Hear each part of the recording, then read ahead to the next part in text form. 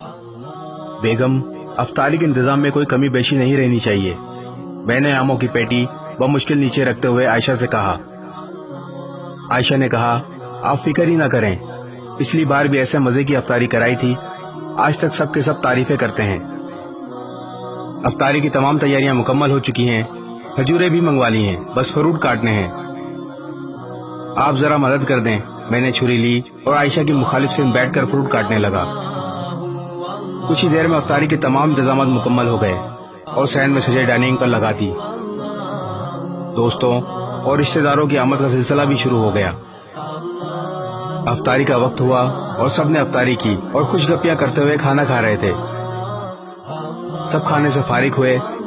जज़ाकल्लाह, बहुत मजा आया, खाना बहुत लजीज था, कहते हुए निकल रहे थे। मैं हाथ धोने बेसन पर गया तो साथ ही मेरे कान में एक बच्ची की आवाज आई। अम्मी, सब लोगों ने नमाज भी पढ़ ली है और हमने अभी तक रोजा अफ्तार नहीं किया, सहरी भी पानी से की थी। मेरी आंखों के आगे अंधेरा छा गया। ये आवाज पड़ोसियों की 12 साल बच्ची की थी। मैं ये जानते हुए भी ये अखलाकियात के खिलाफ है, दीवार से उनके घर में झांकने पर मजबूर हो गया। देखा कि वो बच्ची अपनी माँ के सर पर खड़ी थी और उसकी माँ चारपाई पर सर झुकाए बैठी थी। मैं ये सब देखकर जैसे पत्थर का हो गया। इसकी माँ ने सर उठाया तो नजर मुझ पर पड़ी। इसकी आंखें आंसुओं से भरी थीं। मुझ पे नजर पड़ते ही जबरदस्ती मुस्कुराई और चादर से आंसू पोंछते हुए कहने लगी, भाई कैसे हैं आप? ये लड़की बहुत जिद्दी है, अभी खाना खाया है और फिर जिद कर रही है। मैं ये सोच रहा था कि अफ्तारी करते वक्त जब सब बार बार खाने की तारीफें कर रहे थे तो वो सब इन्होंने भी सुना होगा, तो क्या बीती होगी इन पे। मैंने अपने आप को बड़ी मुश्किल से मुतहर्रिक किया और बिजली की तेजी से बाहर की तरफ लपका और बाजार की तरफ बढ़ा। वहां से हर वो चीज जो मैंने अफ्तारी में खाई थी लेकर वापस आया। इस बच्ची की बातें और बेवा के आंसू मुझसे बर्दाश्त नहीं हो रहे थे। मैंने आधे घंटे का सफर 10 मिनट में तय किया और आकर दरवाजे पर दस्तक दी। बच्ची ने दरवाजा खोला, मुझ पे नजर पड़ते ही मुस्कुराई, आबदीदा आंखें खुशी से चमक उठी। वो बेवा खातून ये सब देखकर बिलक बिलक के रोने लगी, जैसे इंसान का जब्त टूटा हो। मैं भी अपने आंसू ना रोक पाया।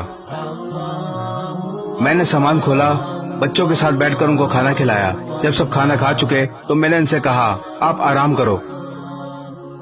मैं वहां से चला और मार्केट से महीने भर का राशन लिया और दोबारा इनके घर आया। जब सामान रख चुका तो मैंने सोए हुए बच्चों की तरफ एक निगाह देखा तो जैसे सुकून आ गया। जब बाहर की तरफ चलने लगा तो खातून की आवाज आई, भाई अल्लाह आपको किसी का मोहताज ना करे। इसकी दुआ सुनकर मुझे लगा जैसे मैं दुनिया और आखिरत की दौलत पाली हो। मेरे पूरे जिस्म में एक सर्द लहर सी दौड़ गई।